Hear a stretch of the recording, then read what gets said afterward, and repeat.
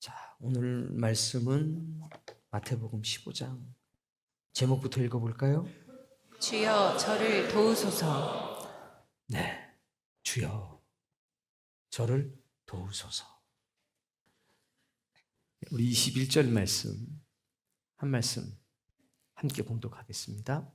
예수께서 거기서 나가사 두로와 시돈 지방으로 들어가시니. 아멘. 하나님의 보시기에 좋은 사람 누구냐? 저 사람이에요. 누구? 주여 저를 도우소서. 간절한 기도가 있는 사람, 하나님 보시기에 좋은 사람입니다. 하나님은 섬김의 대상이고 재물은 필요의 대상이라는 것을 알고 하나님의 뜻대로 살아가고 하나님의 종으로 살아가겠습니다. 하나님 보시기에 좋은 사람인 겁니다. 오늘 하나님 보시기에 좋은 사람, 그 사람이 여러분이 되기를 축복합니다. 아멘. 자, 1절 요 본문 21절이 어떻게 시작하죠? 들어가셨다. 누가? 예수님이. 되게 이게 극적이에요. 자, 왜 이게 극적이냐면 어디로 들어가셨답니까? 두로와 시돈 지방으로. 두로 그리고 시돈으로 들어가셨어요. 두로와 시돈으로 들어가셨다. 누가? 예수님께서. 물어보세요. 옆에 분들에게 혹시 두로와 시돈이 어떤 곳인지 아냐고 한번 물어보세요.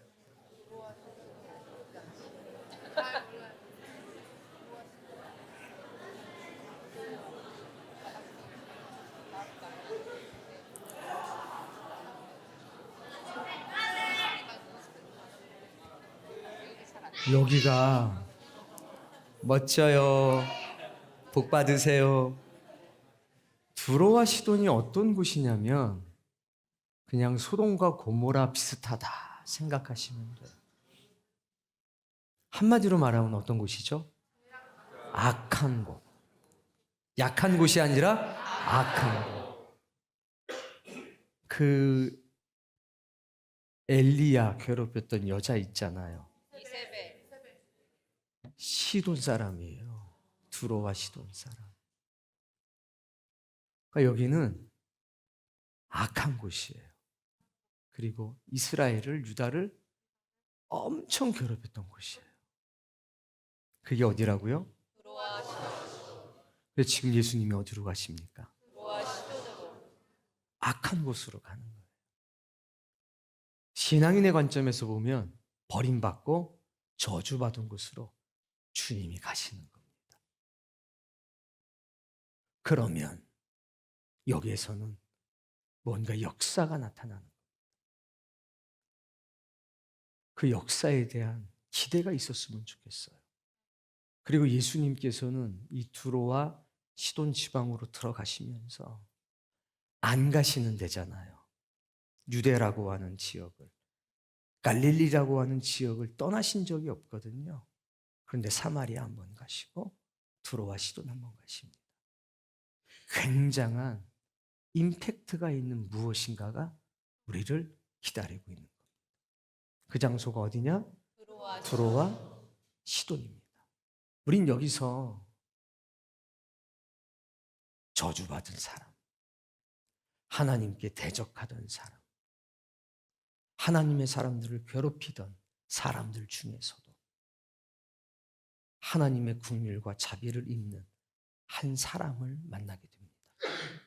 근데 그 여인과 예수 그리스도의 만남을 통해서 주님은 오늘 이 시대를 살고 있는 우리에게 무언가 너무나 유머러스하고 또 너무나 강렬한 어떤 메시지를 던지고 있습니다.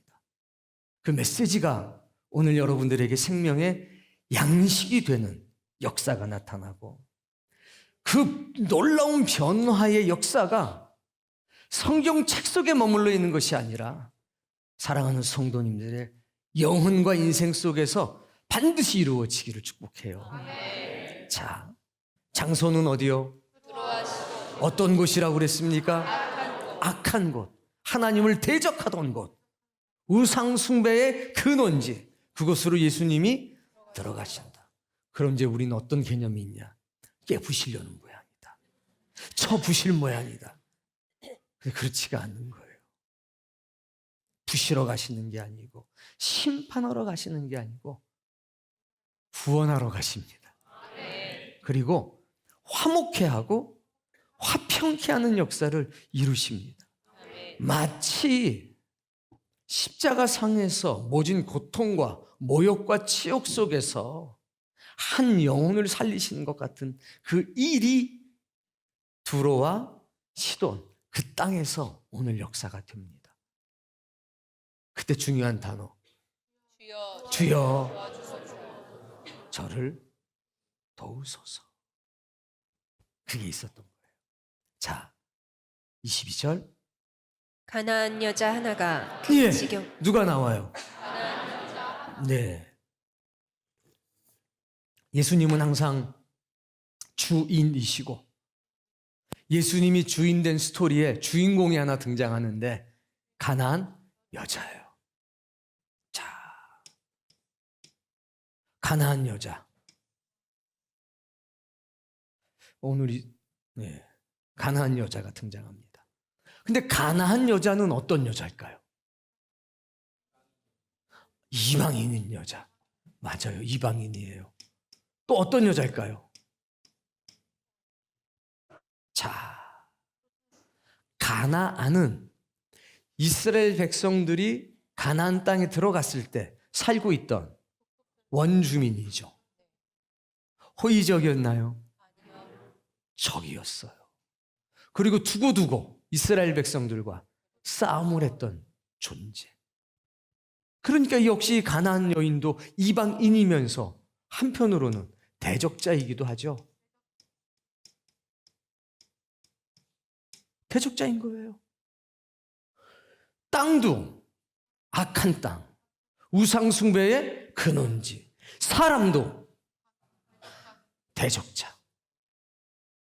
어찌 보면 원수라고도 보여줄 수 있는 사람 하나가 등장합니다. 그런데 여자였어요.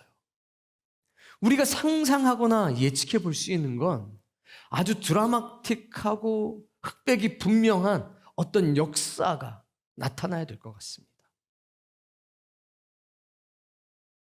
이 죄인들아, 이 독사의 자식들아, 뭐 이런 것 정도는 나와야 속이 후련할 것 같은 그런 상황이란 말이에요.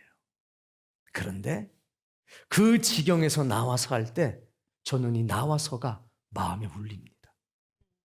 그냥 장소라고 생각하면 편한데 이 장소가 어떤 장소예요? 네. 그래서 여기서 나와서 했을 때 원래 그런 건 아닌데 제 느낌으로는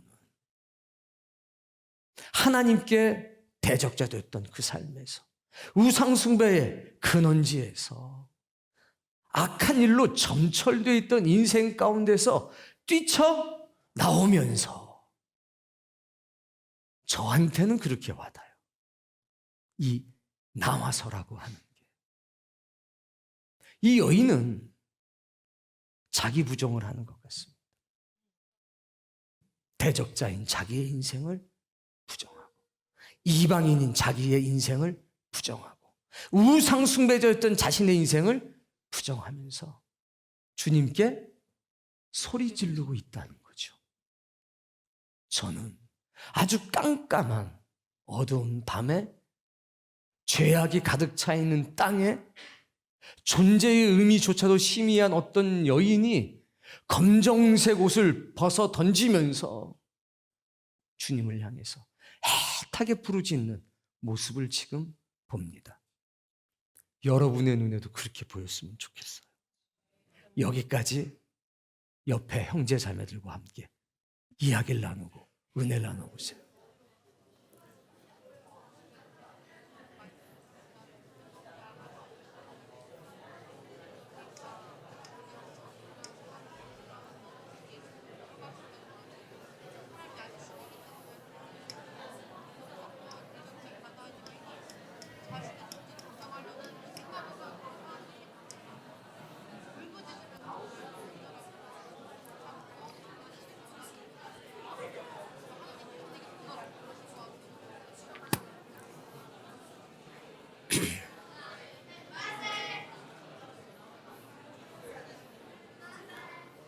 네.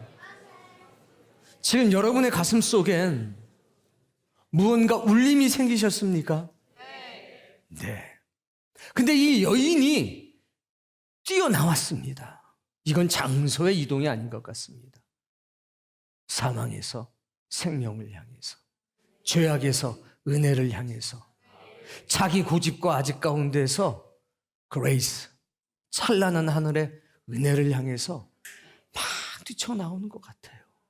무언가 목적이 있거나 수단이 있거나 계획이 있는 건 아닌 것 같습니다. 그냥 절박한 겁니다. 그냥 간절한 겁니다.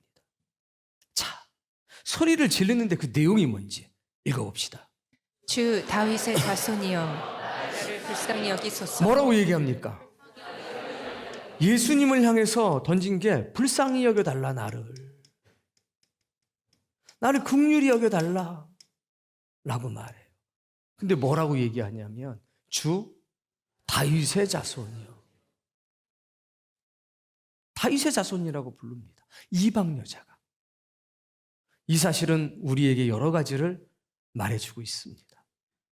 이방인, 헬라인이었음에도 불구하고 뭐에 대한 이해가 있는 거죠? 메시아 대망 사상에 대한 이해가 있는 겁니다. 그러니 헬라인이었고 이방인이었지만 우상 숭배자였지만 이미 이 여인의 마음속에는 하나님께 대한 믿음이, 신앙이 이미 싹트고 자라나고 있다는 것을 알 수 있습니다. 주 다윗의 자손이요 나를 불쌍히 여겨달라고 얘기합니다. 그런데 뒤에말이 기가 막힙니다. 읽어보세요. 내 딸이 흉악하게 귀신 들렸나이다 하되. 자, 누구 얘기를 해요? 딸 얘기를 합니다. 결국 이 여인을 뛰쳐나오게 했던 것 누굽니까?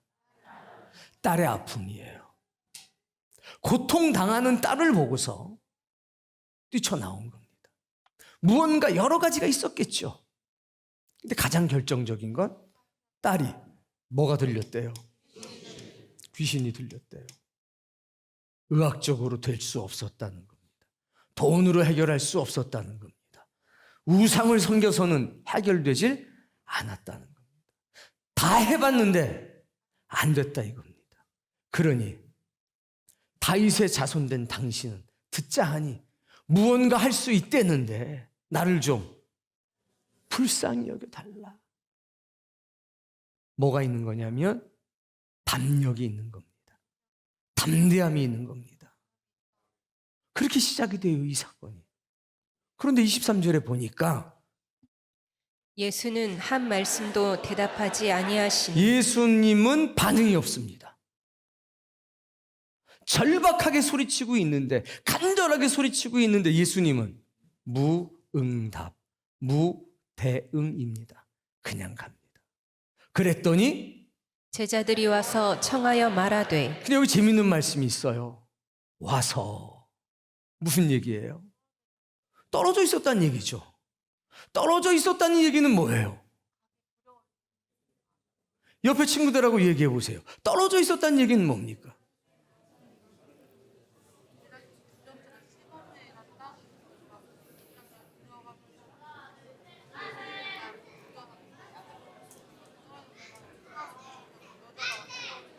목사님이 이렇게 산책을 가십니다. 그러면 부교육자들이 어떻게 하죠? 그럼 중직자들은요? 떨어져 있어요? 옆에 붙어 있어요? 죄 많은 인생들이 많습니다. 평상시라면은 붙어 있어요. 뭐 필요하신 건 없나 해서. 그렇겠죠? 그런데 일단 떨어졌다는 것은 상황이 어떤 상황일까요?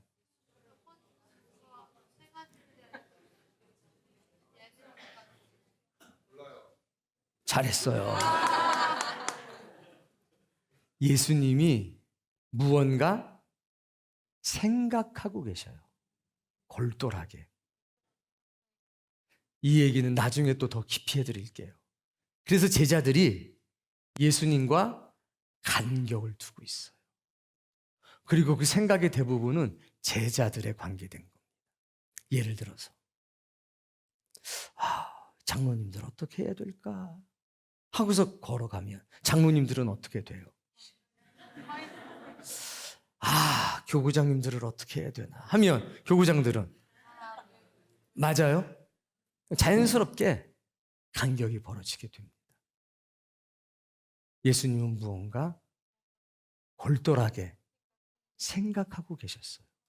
그리고 제자들은 예수님이 생각하시며 가실 수 있도록 적당한 간격을 유지하며 걸어가고 있습니다. 긴장을 안 할 수가 없는 상황입니다. 왜? 두로와 시돈 땅이잖아요. 웅성웅성 되죠. 왜 이 땅으로 오시지? 사마리아 땅도 안 가시던 분이 두로와 시돈 땅으로 가시다니, 이거 무슨 일이 있기는 있을 모양인데 어쩌고 저쩌고. 그런데 갑자기 그냥 뒤에서 어떤 여자 하나가, 내가 볼 땐 우리 여기 맨 마지막에 나왔던 우리 여자 집사님 정도는 되는 것 같아요. 그냥 뒤에서 뭘 질러요? 소리를 질러요. 그러면 제자들 입장에서는 어떻겠어요?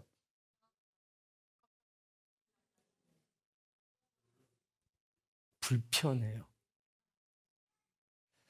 지금 안 그래도 두로와 시돈 땅 와서 심각하고, 예수님 지금 뭔가 좀 심각하게 여러 가지 생각하셔가지고 나도 정신이 산란한데 심란한데 갑자기 어떤 여자가 하나 등장해가지고 막 귀신 들렸다고 그러고, 딱 보니까 가난한 여자인데,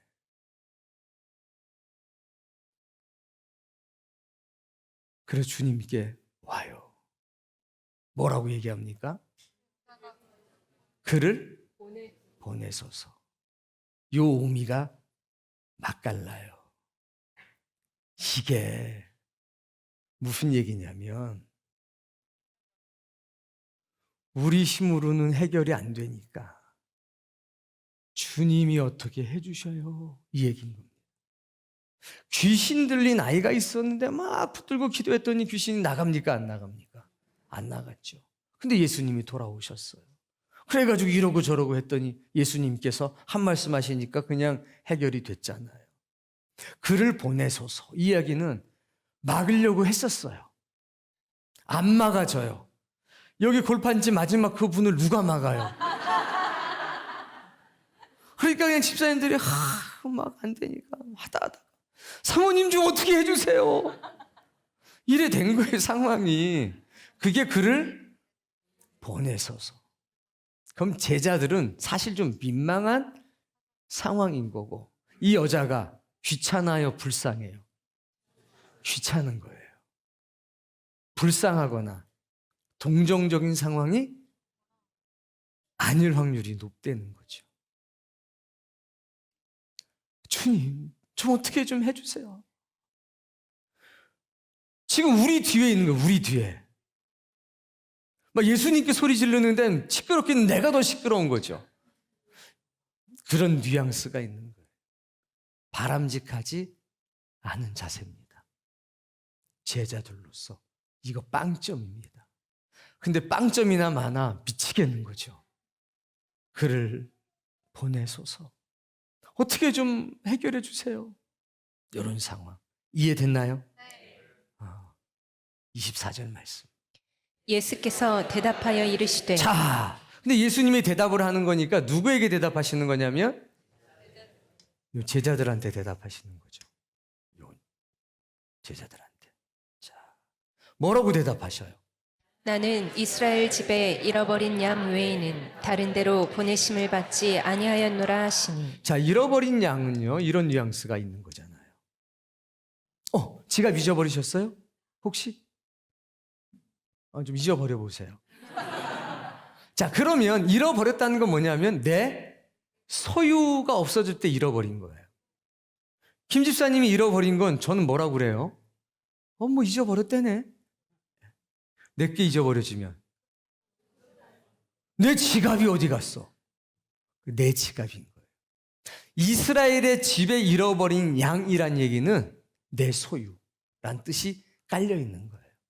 나는 잃어버린 양, 즉 내가 소유했다가 떠난, 길을 잃어버린 양을 찾으러 왔다는 거예요.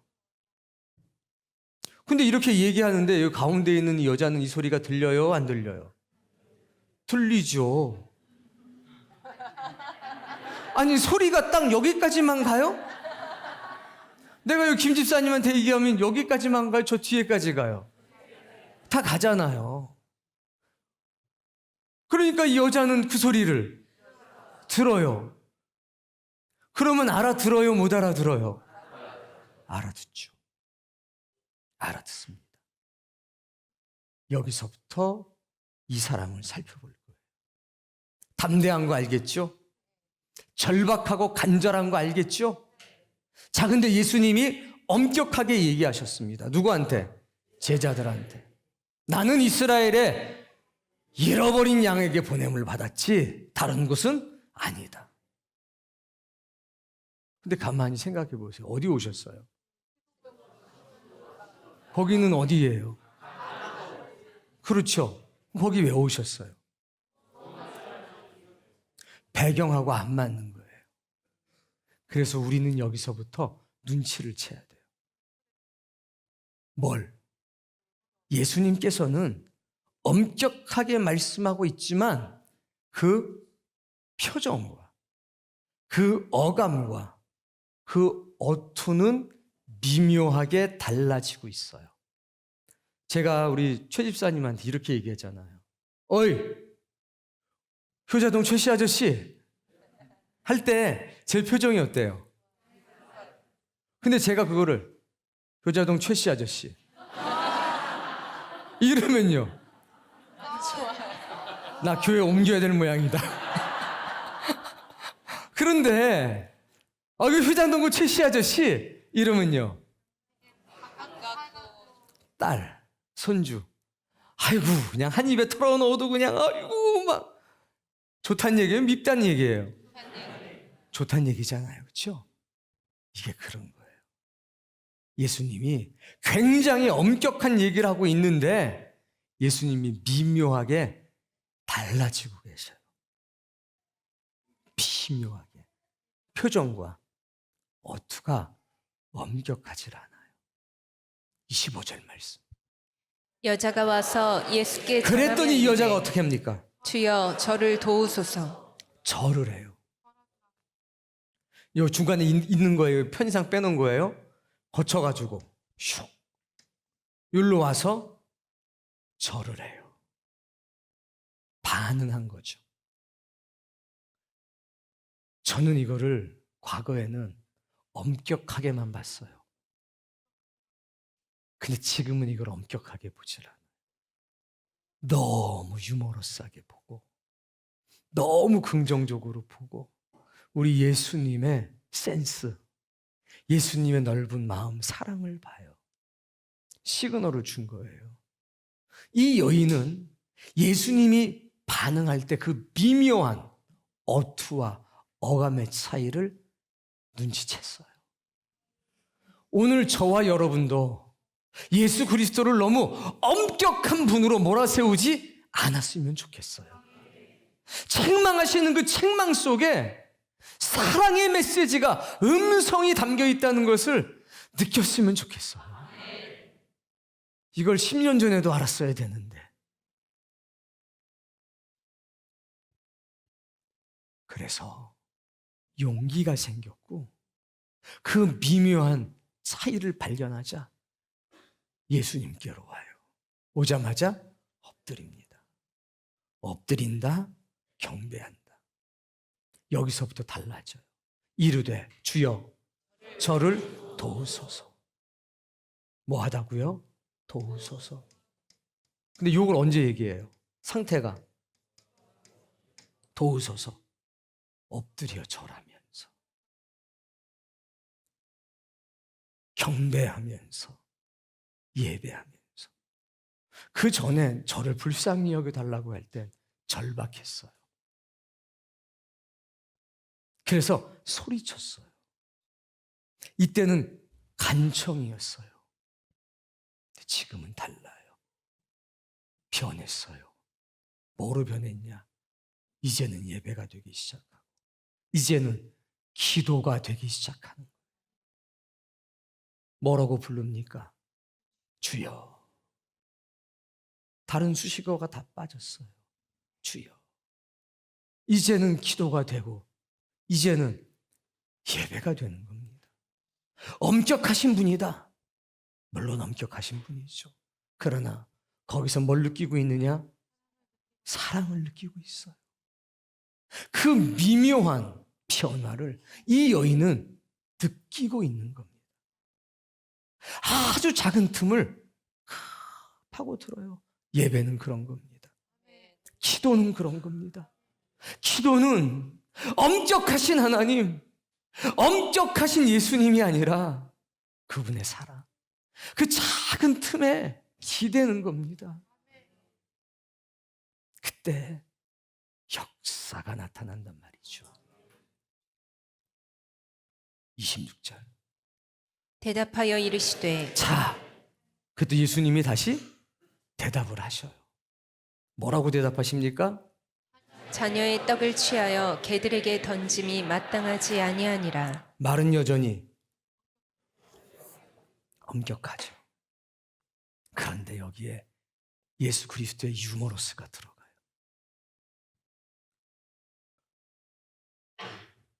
이 개들이라고 했을 때 이 개가 들개가 아니에요. 요 개들의 때 썼던 이 개들의 이 말이 지금으로 치면 반려견, 애완견 정도의 어감이에요. 무슨 얘기냐? 자녀의 떡을 취해서 반려견에게 던지는 것은 마땅하지 않아. 무슨 얘기예요?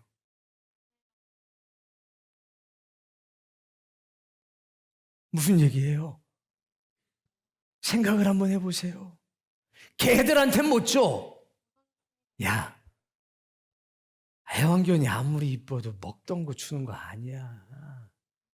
차이가 있어요, 없어요? 있어요. 이 여인은 그걸 느껴요. 예수님은요, 개들이라고 하는 말을 들깨나 이런 것으로 표현하지 않고 애완견이라는 의미의 단어를 사용하셨어요. 무슨 얘기입니까?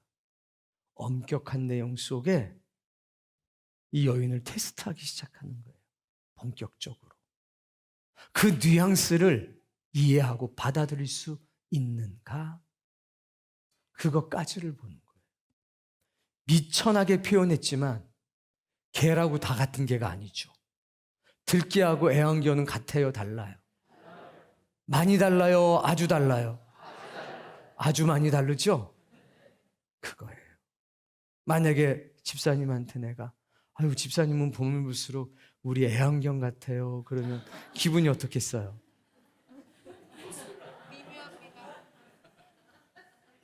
집사님한테 집사님은 보면 볼수록 들깨 같아요. 어감에 뭐가 있습니까?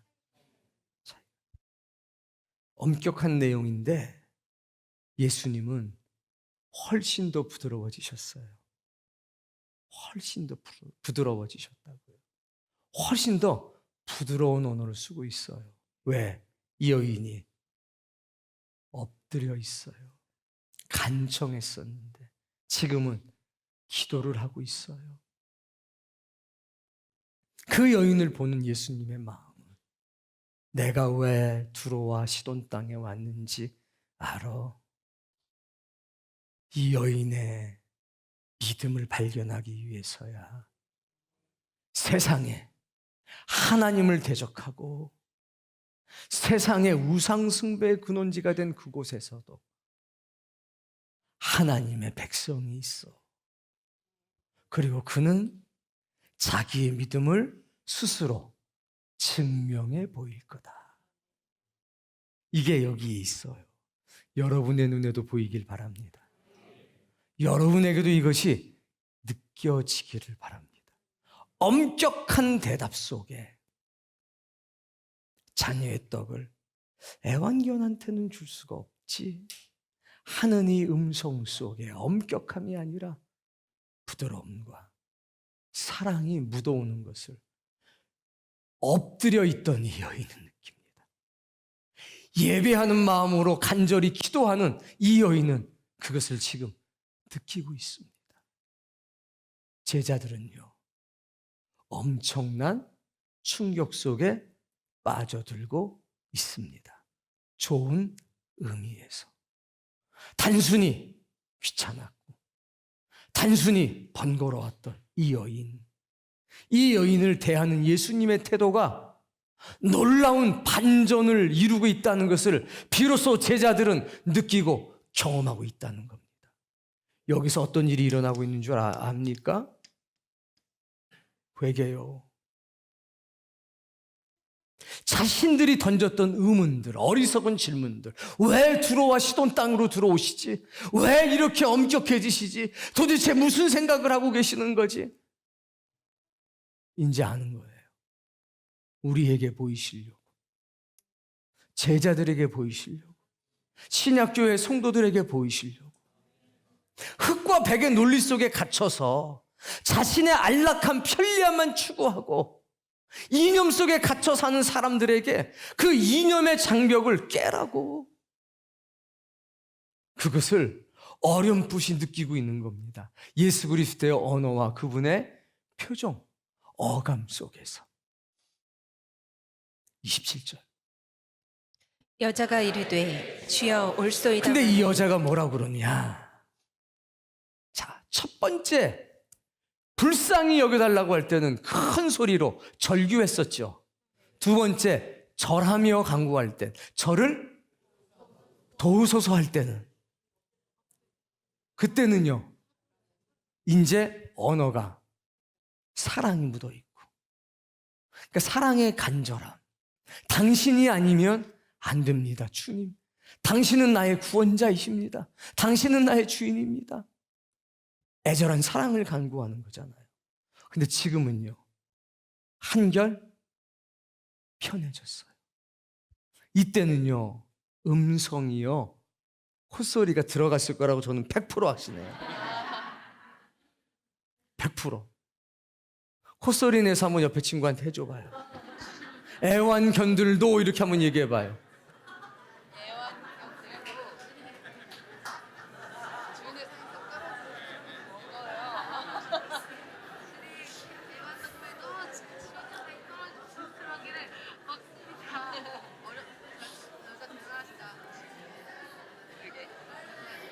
제가 이거를 애완견을 기르기 전에는 몰랐어요. 그러니까 경험되어지는 진리가 있는 거예요. 저는요, 지금도 엄격해요. 강아지한테도. 자는 데는 못 오게 해요. 딱 구별. 식탁 자리도 딱 구별. 잘해주지만 구별되는 지점이 딱 있어요. 근데 우리 가족들은 안 그래요. 어쩌겠어요. 이 말씀이 이해가 된 거예요. 애완견들도 주인의 상에서 떨어지는 부스러기 먹잖아요. 그 이상이에요. 상에서 같이도 먹어요. 안 그래요? 고기를 먹다가 그 채로 주잖아요. 안 줘요? 이거를 기르는 사람만 이해하지 안 기르는 사람은 이해를 못해요. 맞아요? 아유, 걔한테 이런 거 주면 큰일 난대. 그러고 줘요. 우리 집에 여자들이 있거든요. 강아지가 저한테 나눠요. 식탁 자리에서. 알아요, 안 주는 걸. 다 어디한테 가요? 여자들한테 가서 막 긁고요. 슬그머니 올라타고 막 그래요. 이때의 음성은요, 아, 나를 사랑하시는구나. 애완견들도 주인의 상에서 떨어지는 부스러기는 먹습니다 하고 콧소리가 좀 비음이 섞여가지고 애교스럽게 밝은 얼굴로 주님께 대답해요. 이 여자의 품성은요, 밝아요. 절망 속에서도 희망을 찾는 사람이에요. 예수 그리스도의 그 유머러스한 헬라식 유머 감각을 이 여인이 받아주고 있는 거예요. 저는 은혜를 많이 받았습니다. 하나님은 엄격하신 분입니다. 그러나 동시에 사랑이 가득한 분이십니다. 그 엄격한 속에 우리를 향한 너무나 큰 사랑이 있다는 거죠. 이 여인은 하나님과 그렇게 대화해요. 모세가 하나님과 어떻게 대화합니까? 친구가 얼굴을 마주 대하고 하는 것처럼. 그 얘기는 엄격하다는 얘기인가요? 어떻다는 얘기예요? 친근하다는 얘기죠. 특히 우리 학생들을 보면요, 친구들하고 얘기할 때는 그렇게 밝아요. 그러다가 엄마랑 얘기하면요, 저렇게 돼요, 금세. 우리가 하나님하고의 관계가 분명히 엄격한 관계지요. 그러나 하나님께서 우리에게 친근하고 부드럽게 대해주실 때가 있다는 겁니다. 그때는 우리도 거기에 맞춰야지. 하나님 이러시면 안 됩니다. 저는 주의 종이니까 무슨 말씀이든지 하시면 즉시로 주네요. 아이고, 물 한 잔 마시고요. 그러면 어떻게 되냐? 아유, 저기 넌 멀리 떨어져 있어라, 이렇게 돼요. 그러나 이것을 맞춰주는 사람은 항상 가까이 두고 싶은 거죠. 하나님 앞에 여러분이 그런 존재가 되길 바랍니다. 그래서 개들도 제 주인의 상에서 할 때, 애완견들도 주인의 상에서 함께 먹지 않습니까? 떨어지는 건 당연히 먹지 않습니까? 하고 맞춰주고 있어요. 표정은 최고로 밝은 표정, 행복한 표정. 나를 사랑하시는구나, 나를 인정해 주시는구나, 기쁨이 넘치는 겁니다. 첫 번째 비장미가 넘치는 그 여인은 지금 있습니까? 없습니까? 없습니다. 예수 그리스도와 친구처럼 대하는 여인이 있을 뿐이지요. 오늘 여러분이 주님과 이 여인처럼 대화할 수 있었으면 좋겠습니다. 우리 교회가 하나님을 향한 정중함은 유지하고 있지만 그분과 친구처럼 대화할 수 있는 그런 교회가 됐으면 좋겠습니다. 하나님 보시기에 좋은 사람, 모세와 같이 친구처럼 대화할 수 있는 사람, 그런 은혜가 있기를 바라요. 자, 28절 이에 예수께서 대답하여 이르시되 보세요. 이제 대답 다시 하시는 거예요. 여러분 옆에 있는 분한테 얘기해 보세요. 여자요, 여자요.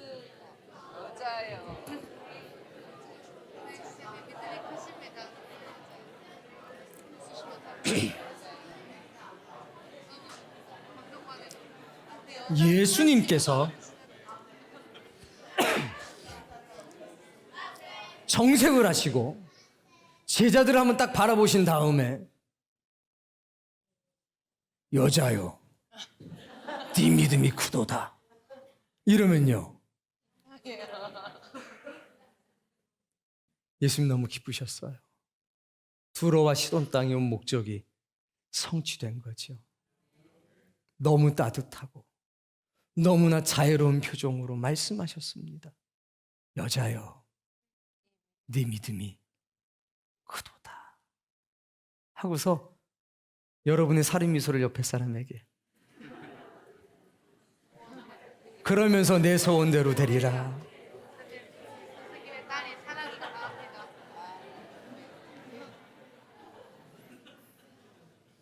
여러분, 하나님께서는 때때로 우리의 기도에 응답하지 않는 것처럼 보일 때가 있습니다.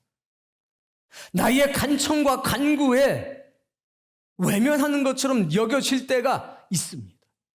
그러나 그렇지 않습니다. 하나님은 냉정하신 분이 아니십니다. 우리의 기도에 귀를 기울이고 계시는 분입니다. 근데 때때로 우리가 오해할 때가 있는 겁니다.